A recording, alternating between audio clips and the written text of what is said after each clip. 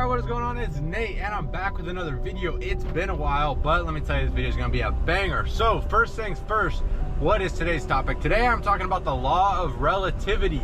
This is a law that it's not really talked about too much because it doesn't directly, I guess, like relate to success in a way. Like using it won't maybe make you successful, but it will help you on the way to success. So let's get straight into it. So what is the law of relativity? The law of relativity basically states that everything just is, right?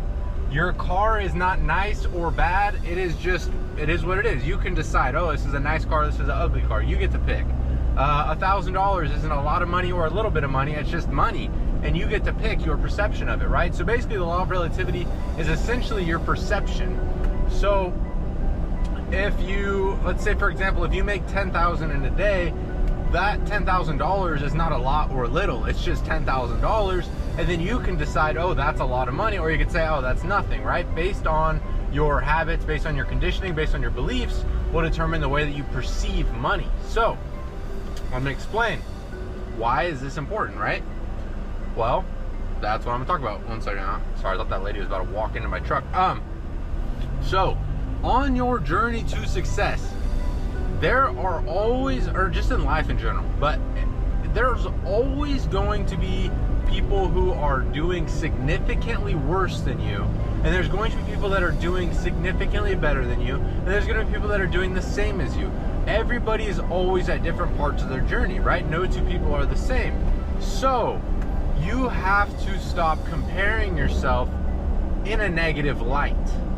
Now, you can use the law of relativity.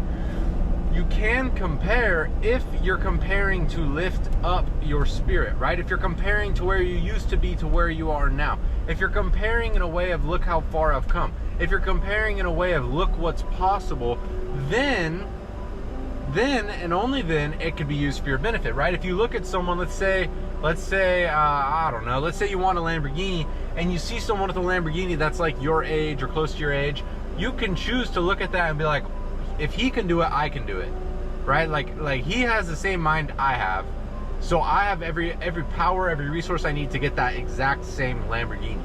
Or you can look at it and be like, oh man, I wish I was there, and you belittle yourself, right? So you get to choose the way you perceive things. And so what I'm saying is the most harmful thing you could do on your experience or in your life in general is to compare yourself to people who are ahead of you. Because you're never going to be the number one. Very rarely, yes you can be, but very rarely are you the best in the entire world, right? There's almost always somebody who's better than you, even if you may not know them. Maybe you don't notice it, I don't know. The chances are someone's better than you, right? So at any point in time, if you choose to compare, you are always going to be belittling yourself. Always. Because you always want to do better, you always want to do more, and there's always someone who's doing the more. So I don't know what's up with me yawning on camera. I literally have been trying to film almost every day, and I'm yawning so much that I can't even film. So I don't know what's going on. Anyways, I'm making this one happen. Anyways, so what I recommend, or what I'm going to say here, is you need to hold your focus on a higher image. And I was listening to this I literally got the chills. I was listening to this Bob Proctor seminar about 50 times already, because I don't know, some of his seminars just click with me, and they just like, I was listening to it right before this, like they just like, you know, put me on that good vibe. And so he said, or he was at a church, and the pastor said, don't hold your mind on a lower concern, you must hold it on a higher image, right? So you have to realize that there's always going to be a lower concern, and there's always going to be your higher image, and you get to choose what you hold your mind to.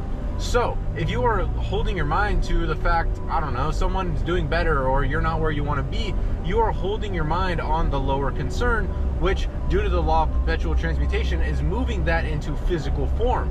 You are holding your image on the lack, and you are reinforcing more of the lack. But if you are in the exact same situation and you hold your image on the good that you know is coming, if you see them doing that and you're like, wow, that's possible, that's coming for me, that's coming for me, you are holding your mind on a higher image, and you are moving that into form. So what you have to realize is ultimately you are the creator for your reality. There is no such thing as luck. There's no such thing as miracles. In my opinion, there's no such thing. Everything happens by law, and the things that we coin as miracles or luck are just an effect that we can see, but we don't know where the cause was, right? So something happens, someone wins money, so I don't know, you get a scholarship. There's so many things that happen, and you're like, oh, they got lucky. The truth is, there's no such thing. It's law. So you may not be able to see the cause, but there was a cause for every effect. We live in a world of cause and effect. There's no effect without the cause. It doesn't make any sense. It's impossible. There is no effect without the cause. It just literally does not make sense. Like, that's like saying, oh, I'm going to drive there, but I'm never going to get in my truck and drive there. Like, you literally aren't going to get there if you never go there.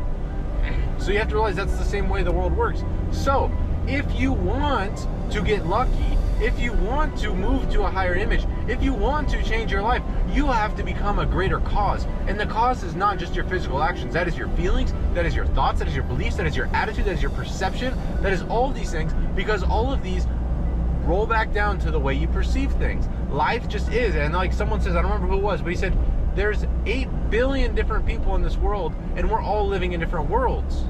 That's the truth of it. We are experiencing 8 billion different versions of this world, but it's all the same world.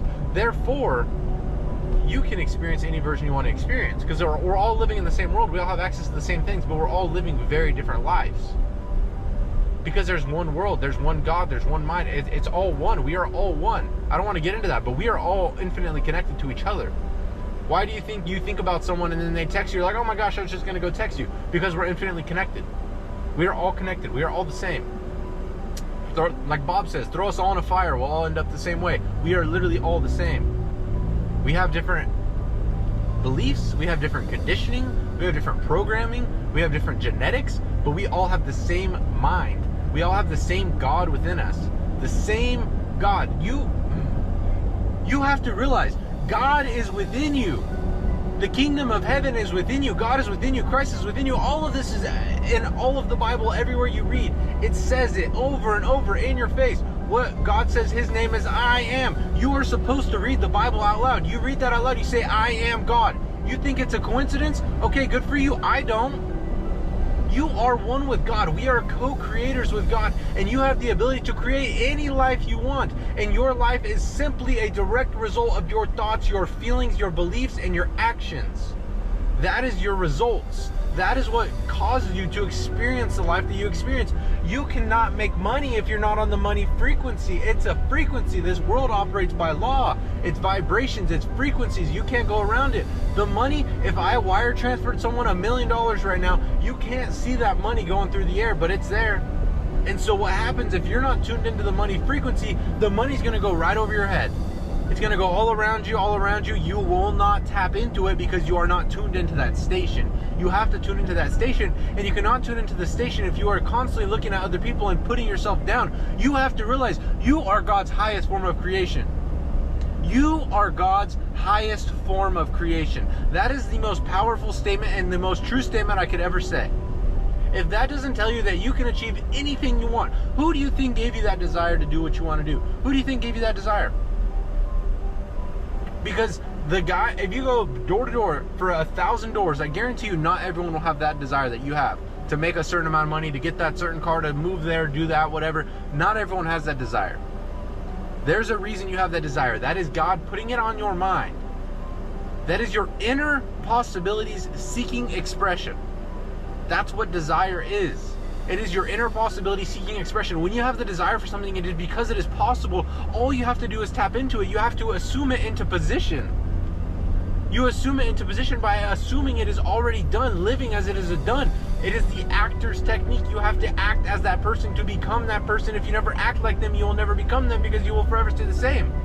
We think 65 to 70,000 thoughts a day, and most of them are the exact same as yesterday and the day before and the day before, and you wonder why you keep getting the same results the next day and the next day and the next day. You have to change your inner conversation. You have to change your inner dialogue. You have to change your thinking. You have to change your beliefs. It is all within you. None of it is outside of you. I don't care what business you're in. I don't care where you live. It does not matter. None of it matters. What matters is who you are inside. How do you think about you? How do you believe yourself to be? How do you see yourself? How do you see your business? How do you see your body? How do you perceive yourself? Because that very perception is exactly who you will be. And that's why the law of relativity is so important, because you need to lift yourself to a higher image. You need to see yourself as a higher image. And anytime someone is doing better than you, feel gratitude and understand that that very thing is possible for you too. That is because you are the same as them. We are all the same.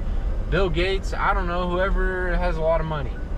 Jeff Bezos, Elon Musk, I don't care who you're talking about. They have the same mind you do. They just use it differently. They use it better. But it's the same one you got. So I hope this helped. Hope you guys enjoyed. I don't even feel like I was really on topic, but I feel like it was kind of fire. So anyways, I will catch you guys in the next one.